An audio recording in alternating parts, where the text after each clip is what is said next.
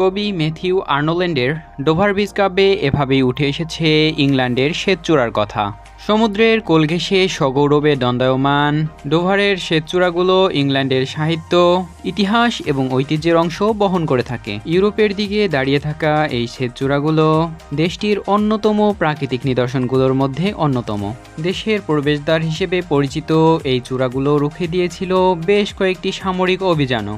ইংল্যান্ডকে বাঁচিয়ে দিয়েছে জুলিয়াস সিজার থেকে শুরু করে হিটলারের নাৎসি বাহিনীর অবিসম্ভাবী আগ্রাসন থেকে। ডোভারের শ্বেতচূড়া এ যেন এক সীমান্তের অতন্দ্র প্রহরীর নাম। তাই এই চূড়াগুলো নিয়ে ব্রিটিশদের আবেগও রয়েছে ভিন্ন রকমের। সম্মানিত দর্শক শ্রোতা, তো চলুন কথা না বাড়িয়ে ডোভারের শ্বেতচূড়াগুলো সম্পর্কে জেনে নেওয়া যাক। তার আগে বলে রাখি, আপনি যদি এই চ্যানেলে নতুন হয়ে থাকেন তবে প্লিজ সাবস্ক্রাইব করে বেল আইকনে ক্লিক করবেন। আর যদি ইতিমধ্যে সাবস্ক্রাইব করে থাকেন তাহলে অসংখ্য ধন্যবাদ। আমি রহস্য বালক আছি আপনাদের সাথে। তো চলুন ভিডিও শুরু করা যাক।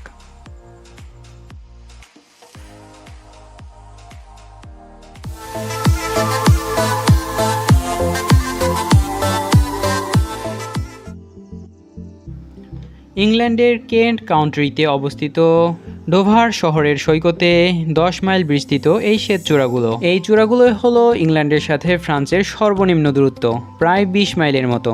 প্রায় 300 ফুট উচ্চতা বিশিষ্ট এই চূড়াগুলো আপনার নজরে আসলেই আপনি বুঝে যাবেন যে আপনি ইংল্যান্ডে চলে এসেছেন। বিশেষ করে যুদ্ধ চলাকালীন সময়ে এই চূড়াগুলোকে সর্বশেষ বিদায় জানিয়ে সৈনিকরা যুদ্ধে গিয়েছিল। আবার যুদ্ধ শেষে ফেরার পথে এই চূড়াগুলোর অভিবাদনেই তারা দেশে ফিরেছিলেন। তাই এই চূড়াগুচ্ছটি দেশটির প্রাকৃতিক প্রবেশদ্বার হিসেবে পরিচিত। এই শ্বেতচূড়াগুলোর দিকে তাকালে মনে হবে সরাসরি সাগর থেকে উঠে এসেছে এই শ্বেতচূড়াগুলো। অনেকটা শিশুদের কাপা হাতের চিত্র অঙ্কনের মতো দেখতে। প্রকৃতির হাতে গড়া এই চূড়াগুলোর শ্বেত শুভ্রতা সারা বিশ্বের পর্যটকদের নজর কেড়েছে। ইংল্যান্ডের এই শ্বেতচূড়াগুলো আপনাকে প্রথমে মুগ্ধ করবে, পরক্ষণেই আপনার মাঝে কৌতূহল জাগবে কিভাবে গঠিত হয়েছিল এই শ্বেতচূড়াগুলো। পৃথিবীর ইতিহাসে ঘটা বরফ যুগের সময়েই এই শ্বেতচূড়াগুলো গঠিত হয়েছিল। সময়ের হিসাব করতে গেলে প্রথমেই বলতে হবে প্রায় আজ থেকে 36 লক্ষ পূর্বের ঘটনা এটি। এই চূড়াগুলোর প্রধান উপাদান হচ্ছে চুনাপাথর। তবে আজ থেকে প্রায় 70 মিলিয়ন বছর পূর্বে ইংল্যান্ডের ভূমি সমুদ্রের নিচে নিমজ্জিত ছিল, আর সেই সাগরের তলদেশ শ্বেত কাদায় গঠিত ছিল। আর এই কাদার স্তর মূলত ককলিত নামক শৈবালের কাঠামো বিশেষ দ্বারা গঠিত হয়েছিল। ককলিত নামক শৈবালগুলো তখন সাগরের পানিতে ভেসে থাকত। ককলিতের কঙ্কাল কাঠামো দ্বারা গঠিত সেই শ্বেত কাদা একসময় রূপান্তরিত হয়ে চুনাপাথরে পরিণত হয়েছিল। তবে 2-1 বছরে চট করে এই পরিবর্তন সাধিত হয়নি। এটি রূপান্তরিত হতে লেগে গেছে কয়েক মিলিয়ন বছর। এই চুনাপাথর জমা হওয়ার পরিমাণ ছিল খুবই মন্থর। প্রতি বছর প্রায় মাত্র 0.5 মিলিমিটার চুনাপাথর জমা হতো। এই 0.5 মিলিমিটার চুনাপাথরে থাকতো 180টি শৈবালের কাঠামো। এই মন্থর গতিতে চুনাপাথর জমতে জমতে এখানে একটা সময় প্রায় 500 মিটার এলাকা জুড়ে চুনাপাথর জমা হয়। ককলিত ছাড়াও এই চুনাপাথরে জমে আছে স্পঞ্জ, শামুক সহ বিভিন্ন জলজ প্রাণীর জীবাশ্ম। এছাড়াও বরফ যুগের শেষের দিকে ইংলিশ চ্যানেলের দিক থেকে চুনাপাথরের অগ্রসর ঘটে, যার ফলে বর্তমান ইংল্যান্ড সৃষ্টি হয়েছে বলে ধারণা করা হয়। বরফ যুগে প্রতিষ্ঠিত হয়েছে এই চূড়াগুলো। তবে শ্বেতচূড়ার মতো বিস্তৃত কোনো কিছু গঠনে প্রচুর পরিমাণ শৈবালের প্রয়োজন। সাধারণভাবে দেখা যায় যে অন্য অন্য অণুজীবের সাথে প্রতিযোগিতার মাধ্যমে এসব শৈবালের জন্ম নিয়ন্ত্রণে থাকে। তবে এখানে প্রশ্ন উঠতে পারে, শ্বেতচূড়া গঠনের জন্য শৈবালের জনসংখ্যা বিস্ফোরণের কারণ কি? এর কারণ হিসেবে সমুদ্র বিজ্ঞানীরা বেশ কিছু ব্যাখ্যা বের করেছেন। এর মধ্যে একটি উল্লেখযোগ্য ব্যাখ্যা হচ্ছে ককলিত এবং ডায়াটম নামক সমুদ্র শৈবালের বৃদ্ধি এবং বংশবিস্তারের পেছনে নাইট্রেট, লৌহ এবং সিলিকেট বিশেষভাবে ভূমিকা পালন করে। সাগরের কোনো অংশে লৌহের পরিমাণ বেশি থাকলে সেখানে এই দুই শৈবালের বংশবিস্তারের মাত্রা বেড়ে যায়। লৌহ এবং সিলিকেটের মাত্রা বেশি পরিমাণে থাকলে ডায়াটমের বৃদ্ধি ককলিতকে ছাড়িয়ে যায়। আবার উচ্চমাত্রার নাইট্রেট এবং অল্প পরিমাণ লৌহ থাকলে ককলিতের বৃদ্ধি বেশি হয়। এ ধরনের পরিবেশেই এখানে ককলিতের উচ্চমাত্রার বংশবিস্তারের পেছনে দায়ী বলে মনে করেন বিশেষজ্ঞরা। কয়েক মিলিয়ন বছর ধরে এ ধরনের উচ্চ বংশবিস্তারের ফলে গড়ে উঠেছে এই চূড়াগুলো। ইংল্যান্ডের কয়েকটি গুরুত্বপূর্ণ ঘটনার সাথে জড়িত এই শ্বেতচূড়াগুলো। এর প্রধান কারণ শত্রুপক্ষ ইংল্যান্ডে প্রবেশের জন্য এই পথটি বেছে নিত। ডোভারের সেই উচ্চ চূড়াগুলো ইংরেজদের সামরিক এবং কৌশলগত নানা দিকে সাহায্য করত।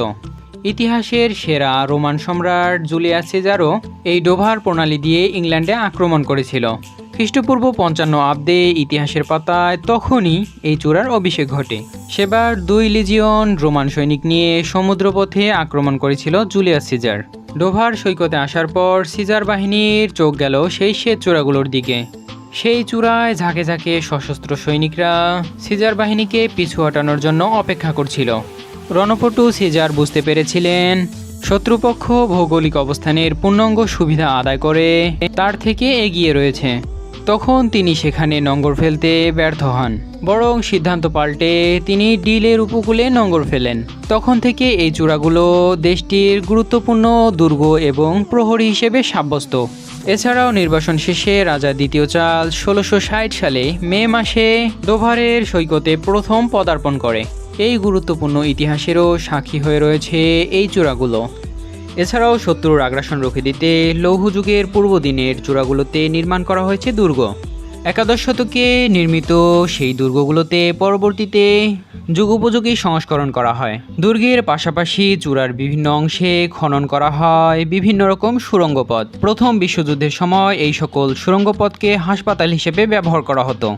ডানকর্ক থেকে ব্রিটিশ সেনাদের উদ্ধার করে এখানে জড়ো করা হয়েছিল। সুড়ঙ্গ পথে বেশ কিছু কুঠুরিও নির্মাণ করা হয়েছিল। এই কুঠুরিগুলোর একটি তৎকালীন প্রধানমন্ত্রী স্যার উইনস্টন চার্চিলের যুদ্ধকালীন কার্যালয় ছিল। চার্চিলের নির্দেশে চূড়াগুলোর গুরুত্বপূর্ণ অংশগুলোতে গোলন্দাজ বাহিনী মোতায়েন করা হয়েছিল। এছাড়াও অ্যান্টি এয়ারক্রাফট মিসাইলও রয়েছিল এখানে। ডোভারের চূড়ায় উঠলে আপনার চোখে পড়বে সাগরে নিমজ্জিত 2টি জাহাজের ধ্বংসাবশেষ।